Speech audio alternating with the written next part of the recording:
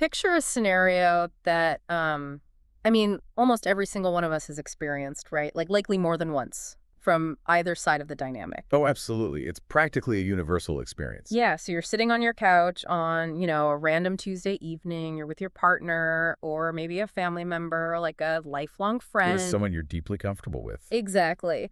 And the room goes quiet for a second. They look down, their posture shifts. They look just incredibly vulnerable, and they utter the phrase, I really need to lose weight. The classic heavy admission. Right. Huh. And as someone who deeply cares about this person, your immediate, like, hardwired instinct is to just become their ultimate cheerleader. You just want to flood the zone with positivity, right? Yes. You tell them, they have your full support. They can absolutely do it. You believe in them. You're ready to help them tackle this challenge head on. You basically want to be the wind beneath their wings. Exactly that. But, and here's where we get into today's topic.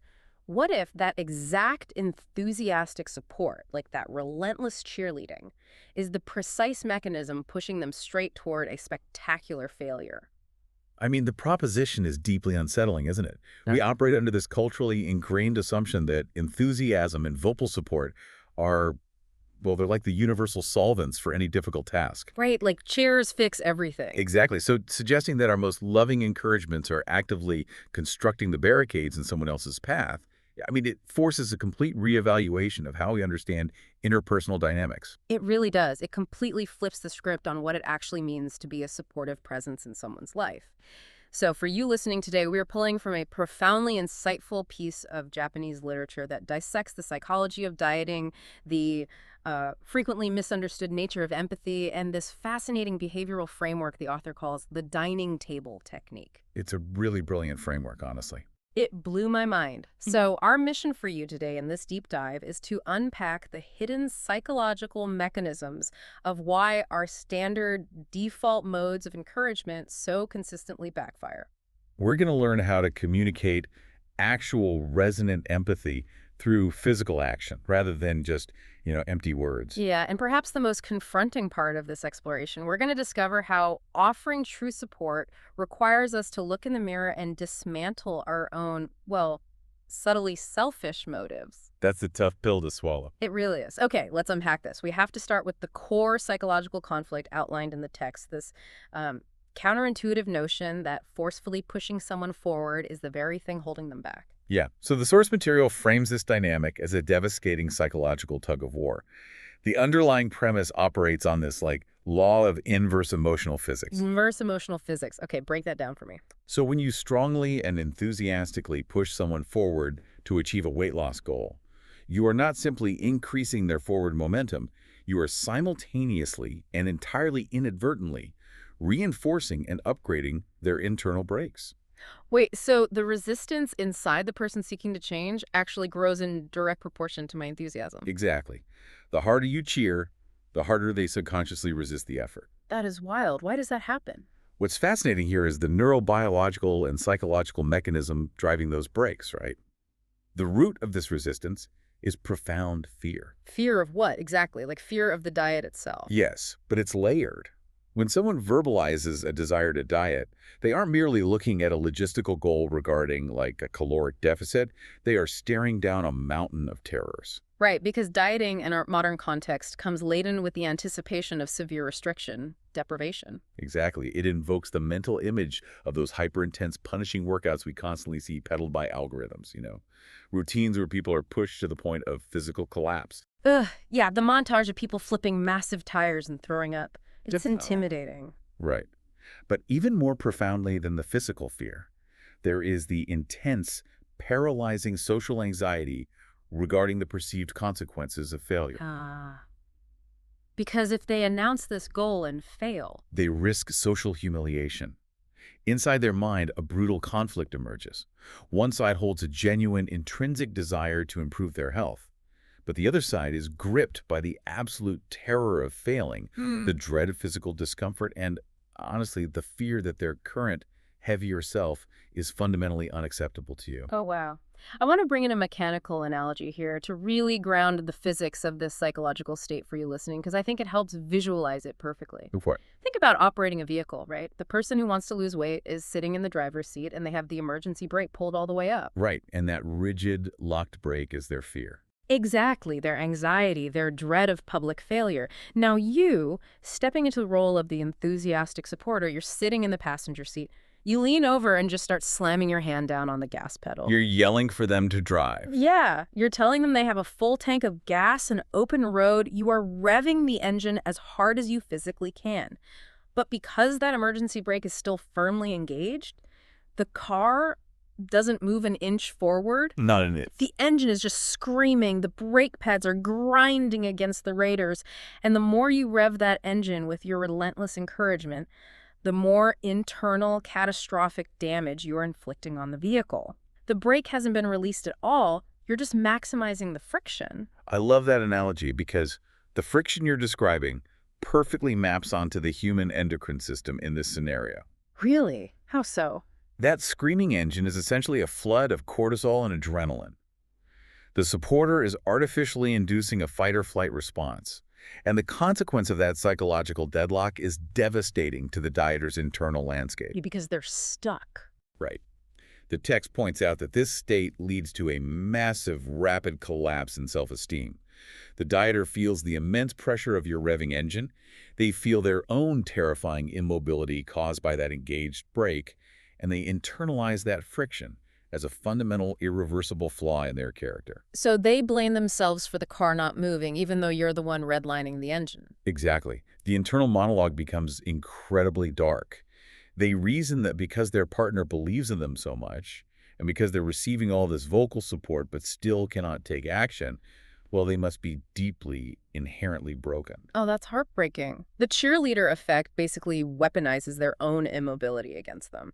It breeds intense shame instead of motivation. Shame is the primary byproduct of this dynamic. And from that place of lowered self-esteem and acute shame, the dieter typically resorts to one of two extreme reactions. What's the first one? Complete paralysis. They suddenly stop taking action entirely, shutting down and abandoning the goal just to escape the agonizing pressure of your expectations. They just remove themselves from the game because the stakes of your enthusiasm are too high.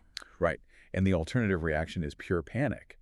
They feel such an overwhelming obligation to deliver on your enthusiastic investment that they leap into extreme, unsustainable starvation diets or dangerous overtraining. Which, as the physiological literature clearly shows, those extreme interventions inevitably trigger metabolic adaptation. They crash, and they have a severe rebound in weight. Exactly. The crucial takeaway from the source material in this opening phase is that verbal encouragement does absolutely nothing to disengage the underlying fear. You simply cannot talk an emergency brake into releasing itself. Right, pumping them full of verbal affirmations just adds to the auditory noise and the cognitive load. It doesn't address the mechanical roadblock. So when we realize our words aren't moving the needle, we tend to shift our strategy, right? We move from being a cheerleader to becoming like a project manager. Oh, yes. The logistical phase. Yeah, we decide that if words lack efficacy, we will provide logistical infrastructure. The pivot to practical assistance is incredibly common. And the text identifies this as the next major pitfall in the support dynamic. It calls it the information trap. The information trap, because the reflex to provide useful data is almost uncontrollable for us. So tempting. You see your loved one struggling to figure out their routine, so you start firing off links. You text them a promotional deal for a personal training gym near their office. You forward them a highly rated meal prep app. You send a YouTube video of a 15-minute, low-impact home workout that looks incredibly accessible. But I have to push back heavily on the source material's premise here. Okay, let's hear it.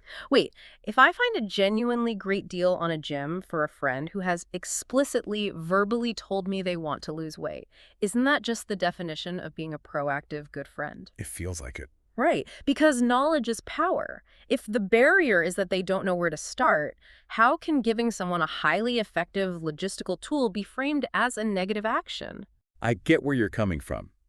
But the logic of your pushback relies entirely on something called the information deficit model. The information deficit model. Right. It assumes that human beings fail to change their behavior simply because they lack the correct data. Like if they just knew the right workout, they'd do it. Exactly. But behavioral psychology has dismantled this model repeatedly over the last few decades.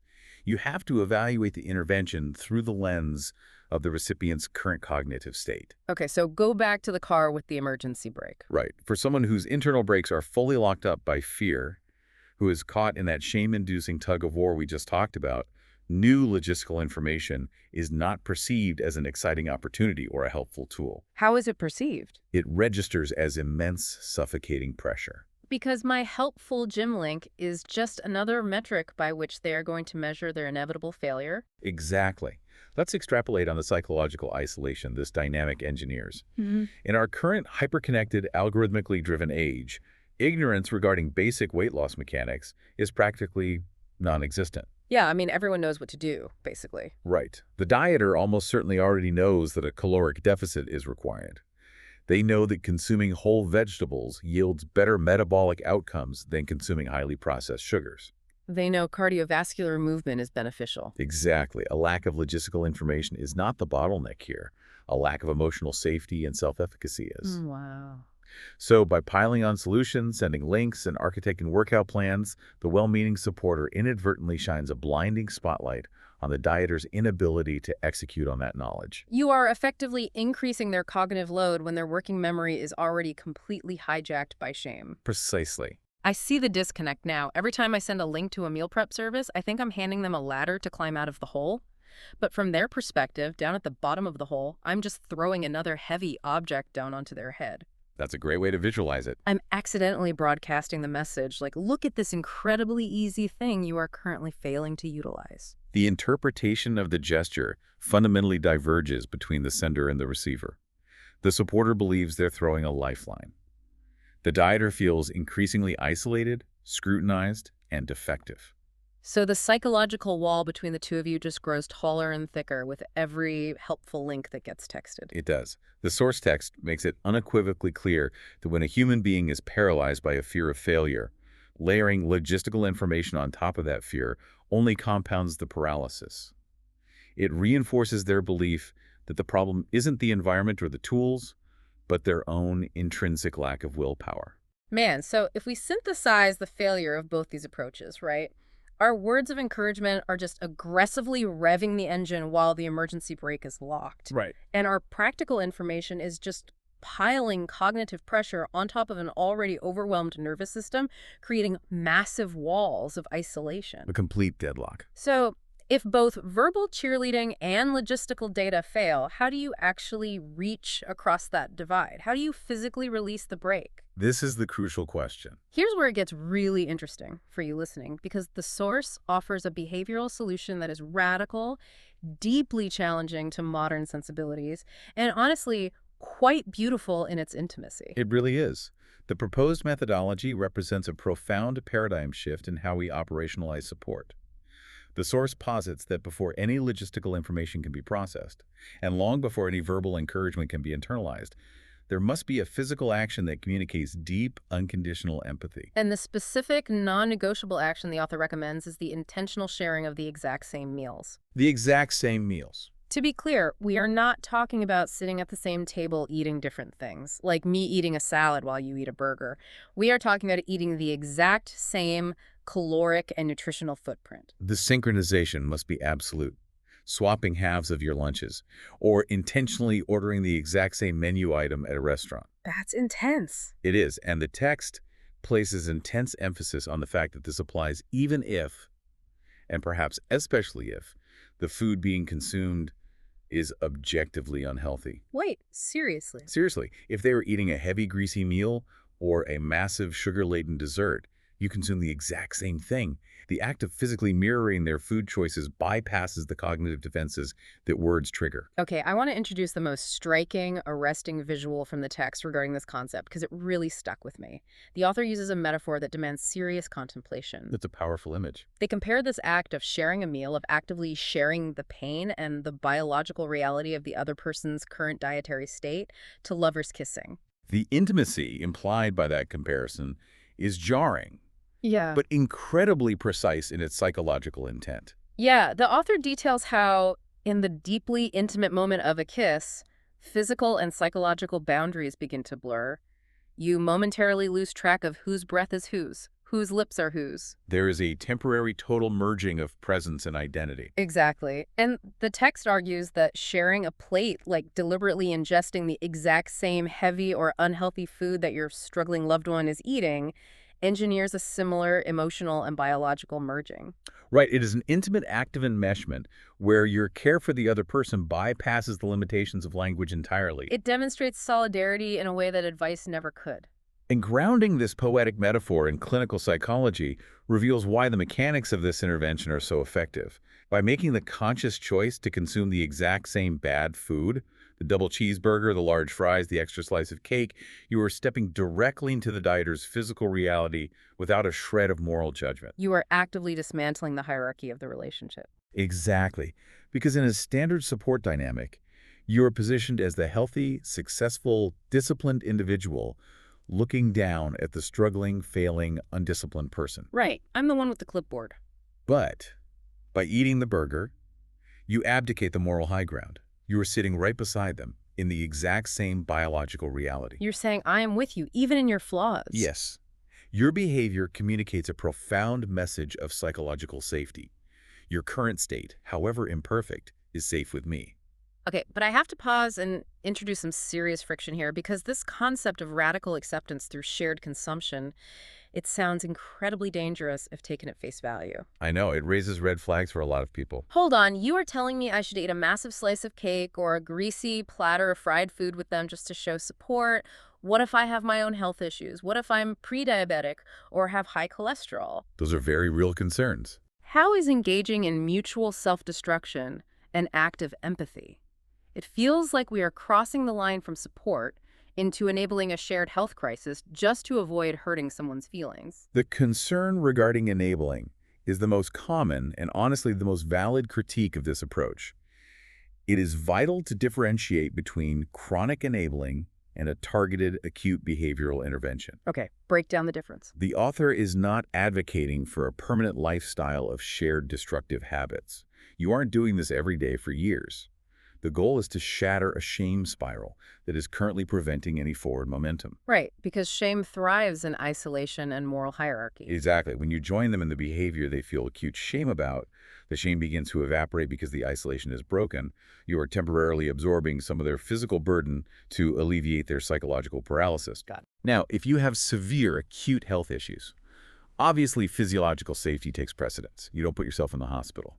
But for the average supporter, sacrificing an optimal dietary day to rebuild a loved one's shattered self-efficacy, well, that's the cost of true empathy. You are intentionally taking your hand off the gas pedal and reaching down to help them release the emergency brake. That's exactly it. For you listening right now, consider how profoundly this shifts the entire paradigm of interpersonal support. We are conditioned to believe that true support looks like standing at the finish line, perfectly hydrated in premium running gear, blowing a whistle, holding a stopwatch, and cheering for our loved one to hurry up and cross the line. It's such a pervasive image. But the text is arguing that true support looks like walking back down the track, getting down in the mud where the person is currently stuck, and just sitting there in the dirt with them for a minute. It requires radical, momentarily uncomfortable acceptance of their present reality. It really does. And the humility required to execute that radical acceptance transitions us into perhaps the most challenging and introspective portion of this entire analysis. This is where we have to look in the mirror. Yeah. If we are going to practice this caliber of empathy, we have to be willing to interrogate our own shadows. We have to examine why we prefer the role of the pristine cheerleader over the role of the companion in the mud. Right, because the text forces the reader to pause the external analysis and turn the microscope inward. It asks us to undergo some serious, potentially agonizing self-reflection by unmasking what the author terms are selfish kindness. Selfish kindness, that phrase hits hard. It does. Because if we connect this to the bigger picture of human relationships, we find a very confronting psychological reality. The author demands we examine the underlying motives driving our behaviors when we provide food for the people we claim to love. Right, think about domestic settings. We will painstakingly prepare a loved one's favorite meals. And if we're honest about culinary realities, those favorite meals are rarely steamed broccoli and lean chicken, right? Very rarely. They are frequently rich, calorie-dense, heavily seasoned, carbohydrate-heavy, or deeply sweet comfort foods. And we invest the time and resources to prepare these meals because, fundamentally, we are addicted to the immediate reaction. Yes, we want to see their face light up when they walk in the door. We want the verbal praise for our culinary skills. We want the deep, validating satisfaction of seeing an empty plate at the end of the night. We want the dopamine hit of being the hero of dinner time. We want to be the ultimate provider of comfort. Exactly. But when that plate is scraped clean and the provider feels that warm glow of satisfaction, we must ask a brutal question regarding the dark side of this dynamic. Who is actually being fulfilled in that specific moment? Wow. Is it the dieter's physical body, which is actively being burdened with excess calories, spiking insulin, and poor nutritional density? Or is it the supporter's emotional ego, which is being fed by the gratitude, the temporary relief of tension, and the intoxicating feeling of being a generous, indispensable provider? The text suggests that, in many of these scenarios, it is entirely the latter. We are actively feeding our own ego under the socially acceptable disguise of feeding our loved one. We are leveraging their consumption to manage our own psychological need for validation and control. We use their immediate sensory pleasure to soothe our own anxieties about our value in the relationship. That is so confronting. And the text highlights a devastating reality check to illustrate the terminal endpoint of this selfish kindness. The doctor's office scenario. Yes, it describes the harrowing moment when a medical professional formally diagnoses the loved one with a severe lifestyle disease. It could be obesity, hypertension, advanced metabolic syndrome, or prediabetes. It's a moment of reckoning. And the text points out the crushing, suffocating realization that hits the supporter as they sit in that sterile doctor's office. Your desperate, unexamined desire to be the good guy, the partner who always provided the treats, the one who never wanted to cause friction by saying no to the favorite meals, Was actually slowly, methodically harming the very person you love most in the world. The tragic irony is just profound. The supporter's desire to provide emotional comfort became the literal mechanism of the loved one's physical decline. Because the supporter operated under the illusion that they were expressing love, when in reality they were prioritizing their own short-term emotional gratification. The avoidance of conflict. Right. And the acquisition of praise over their partner's long-term physiological well-being. It is a form of passive harm disguised as active care. And we can expand this broader context beyond romantic partners and family dinners out into our friendships and social circles, So right? it happens all the time with friends. Think about going out on a Friday night with a buddy who you know has been struggling with their weight and actively trying to watch their health. You sit down at the restaurant, the waiter hands out the menus, and you immediately say, "Oh, come on, you've been working so hard. It's a special occasion. Let's get the massive loaded appetizer platter. Let's split a pitcher. Let's get a bunch of sweets for the table." We've all been that friend. Right, because it absolutely functions as a shared emotional experience. It feels entirely like bonding and camaraderie in the moment.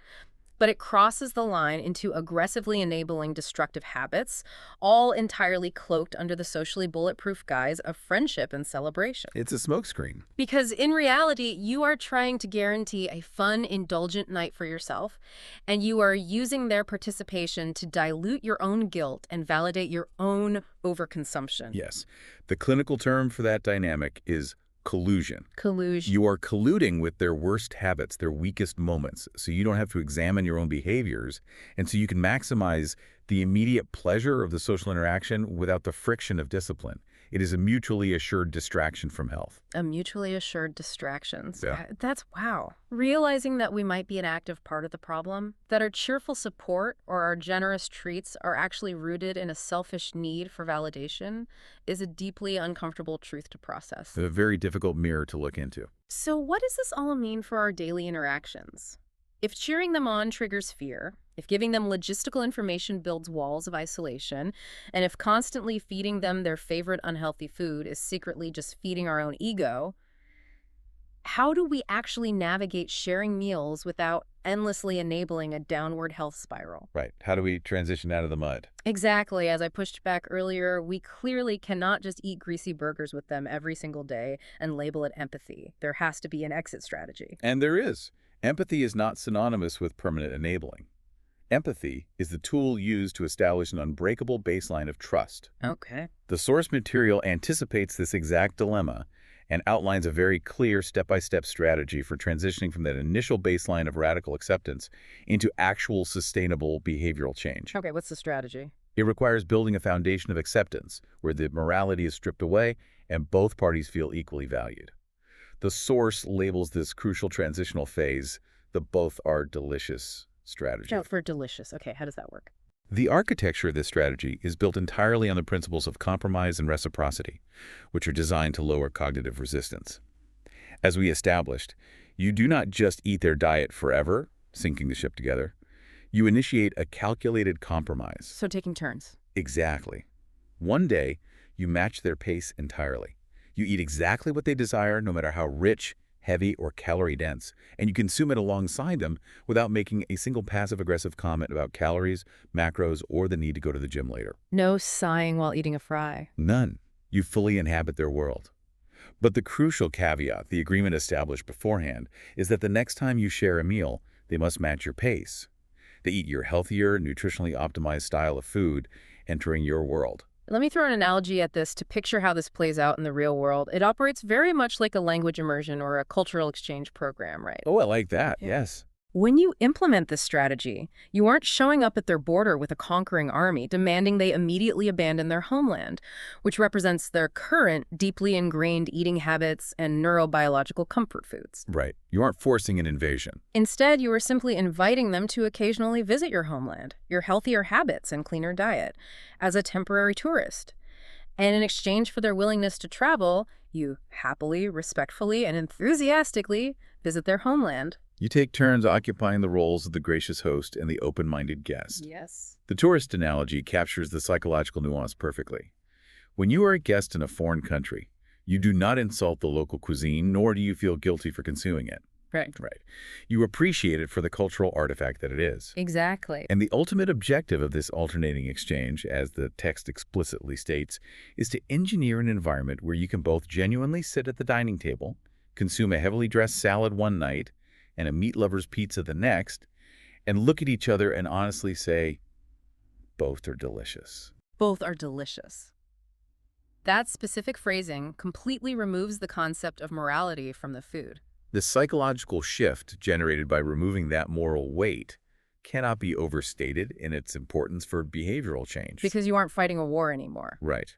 By refusing to treat their favorite comfort food as a toxic, radioactive enemy, by refusing to demonize the burger or the slice of cake, you achieve something vital in the dieter's cognitive framework. You successfully separate their intrinsic character from their eating habits. Unpack the mechanics of that separation for me. If food loses its morality, how does that alleviate the cognitive load of dieting? Because it seems like if I don't view myself as a failure for eating a burger, my cortisol drops, and suddenly making a healthy choice the next day doesn't feel like a grueling punishment or an attempt to atone for a sin. You are hitting on the exact neurobiological pathway there. Okay, how so? Well, when food is heavily moralized, when a culture dictates, this is clean, good food, and this is sinful, bad food, individuals inevitably project that assigned morality directly onto their own identity. Oh, so the internal logic becomes, I consumed bad food, therefore I am a bad person. Exactly. I have zero willpower. I am a fundamental failure. And this creates a vicious shame binge cycle. The shame of eating the bad food creates psychological distress, and the individual subsequently binges on more bad food to temporarily soothe the distress caused by the shame. It's a closed loop of misery. It is. But by visiting their culinary homeland, by eating the burger with them, looking them in the eye and saying this is genuinely delicious, you sever the link between consumption and morality. The food reverts to just being food, a collection of macronutrients and flavors. It's just fuel or just an experience. It's not a moral test. Right. And suddenly they stop viewing themselves as a fundamentally flawed human being simply because they possess excess adipose tissue or struggle with dopamine-driven cravings. The crushing weight of the shame evaporates because the moral judgment has been removed from the environment. And the cessation of that relentless self-blame is the master key to the entire process. Neutralizing the shame is what finally creates the mental breathing room required for actual, lasting neuroplasticity and behavioral change. To return to your earlier analogy, you have successfully, permanently released the emergency brake. Which brings us to the final piece of the puzzle, the phase the text describes as the organic pivot to health.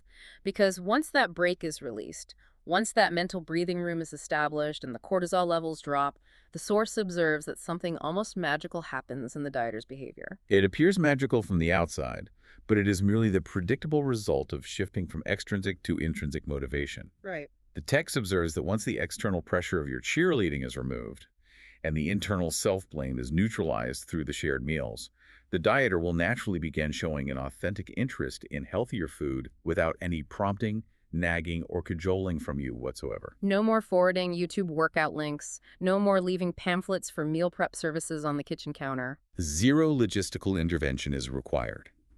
According to the principles of self-determination theory, because they now feel a sense of autonomy and psychological safety, they will be the ones to spontaneously suggest trying a new, healthy restaurant for your date night. Oh, wow. They will be the ones returning from the grocery store with better, whole food ingredients, announcing that they want to experiment with cooking something lighter.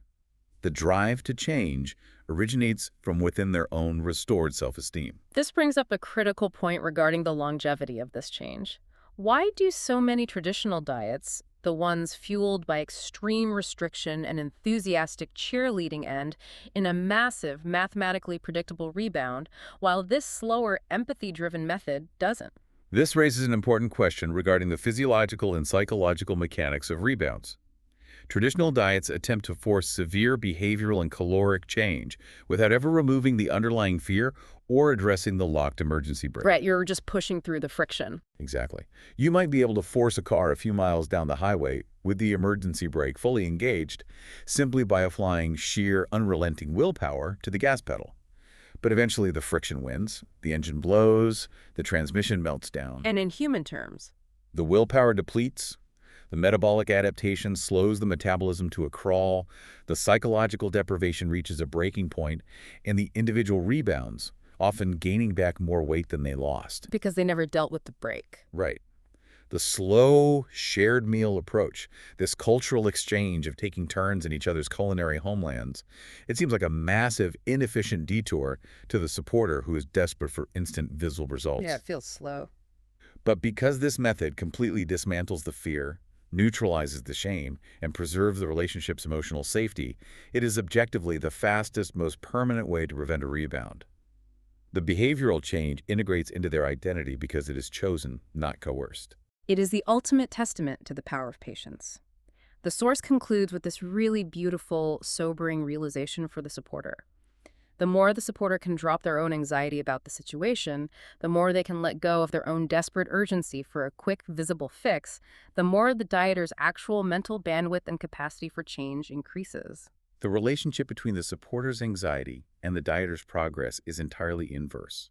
Your heightened anxiety and urgent cheerleading actively fuel their paralysis and lock the brakes. Your calm, grounded, non-judgmental acceptance actively fuels their intrinsic capacity to change. Connecting all the dots of this deep dive, we see a fascinating progression.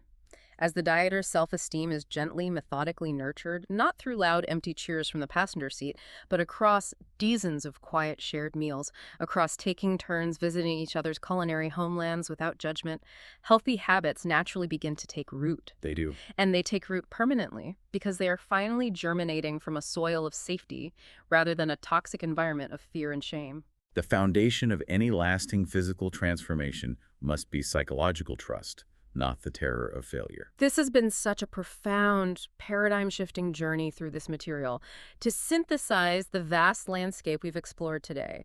We started by examining our deeply ingrained instinct to cheerlead, realizing that pushing someone forward only strengthens their internal brakes of fear and triggers a cortisol-drenched fight-or-flight response. Exactly. We analyzed how throwing logistical information and gym links at someone suffering from cognitive overload just builds massive walls of isolation and reinforces their feelings of inadequacy. It's just adding pressure.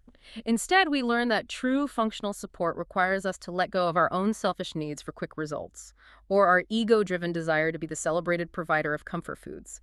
It requires the profound, slightly uncomfortable empathy of the kissing metaphor, willingly sharing their physical pain and their nutritional reality through the simple, fiercely non-judgmental act of a shared meal.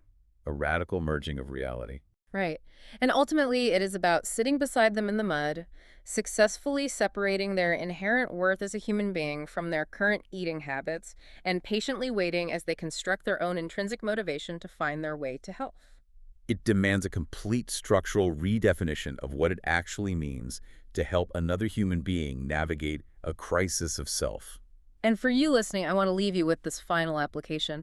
While this specific deep dive focused entirely on the mechanics of dieting and weight loss, the profound psychological truths we uncovered apply to practically any situation where a loved one is struggling to enact change. Oh, absolutely. This goes far beyond diet. Whether they are attempting to quit smoking or drinking, whether they are paralyzed by the terror of changing careers midlife, or whether they are navigating the incredibly heavy, isolating waters of clinical depression or anxiety. The underlying mechanics of fear, the toxicity of shame, and the healing power of shared action-based empathy remain exactly the same across all human struggles. Which leaves us with a final lingering thought for you to ponder long after this audio stops. If our frantic, urgent desire to help others, to aggressively fix their problems, to flood them with logistical solutions and cheerleading, is often just a disguised, selfish need to alleviate our own acute discomfort with their pain. That's a hard truth. It is. How much more powerful, how much more transformative could our relationships become if we finally stopped trying to be everyone's savior? What would happen if, instead of trying to rescue people from their struggles, we just practiced the quiet, unassuming, immensely difficult courage of simply being their true companion in the dark? Taking off the cheerleader's outfit, throwing away the stopwatch, and just sitting with them on the couch. Letting go of the pom-poms, picking up a fork, and sharing the weight of their world.